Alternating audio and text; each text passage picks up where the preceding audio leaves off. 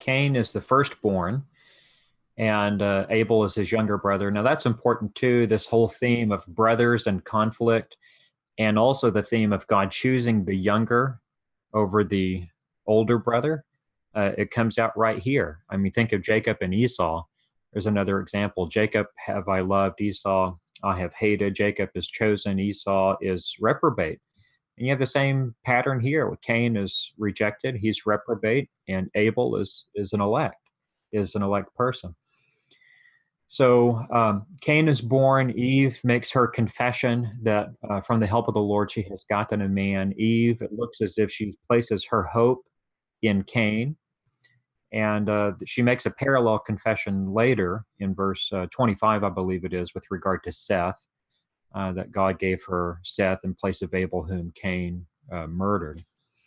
But when Abel is born, not much is said about him. Much more is said about Cain, actually.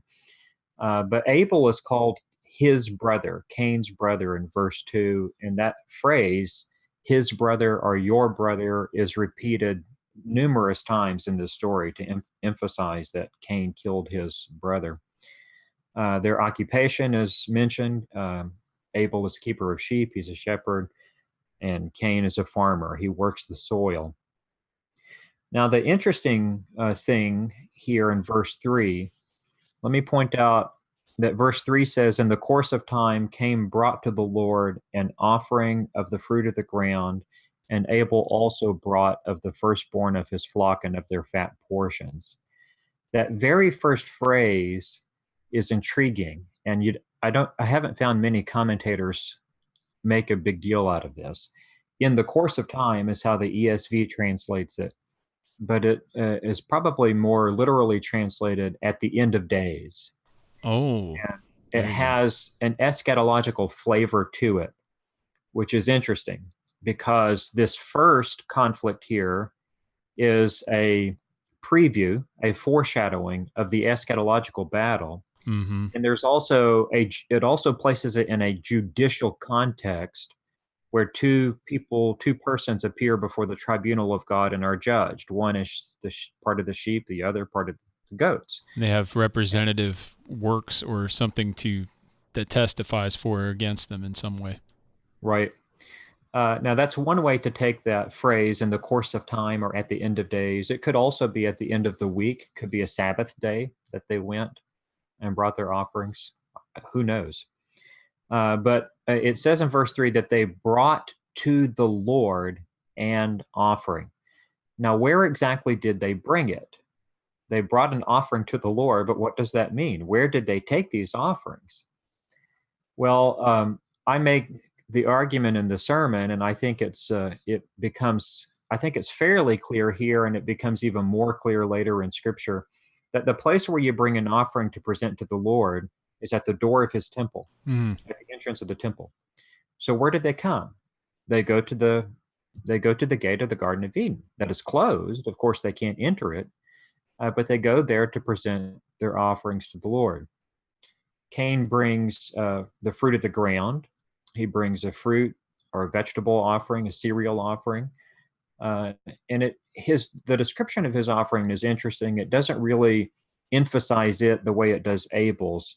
Abel brought an animal sacrifice, but specifically it tells us he brought the firstborn of his flock Right. and of their fat portions. Mm-hmm.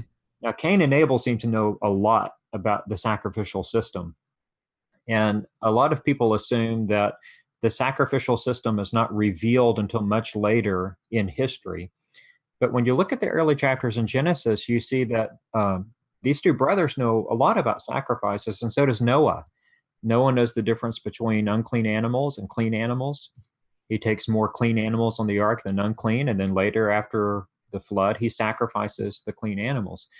So, what exactly these men knew about the sacrificial system, we don't know, but they knew quite a bit. We don't know the extent of their knowledge, but they did know quite a bit. And where did they learn it? I think Adam and Eve knew something about it.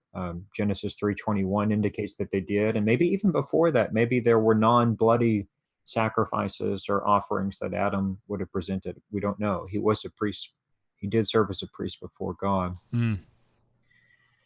But Abel's sacrifice definitely conforms to what God would later require of sacrifices. It's the firstborn. He knows that the firstborn belongs to God, and he knows that the fat portions are to be immolated on an altar. So he presents their fat portions to be consumed in the fire on the altar. Now, that's, I think, fascinating if the geography is, in fact, the gate of the temple. There's an altar erected at the gate of the garden temple where these brothers are presenting their offerings.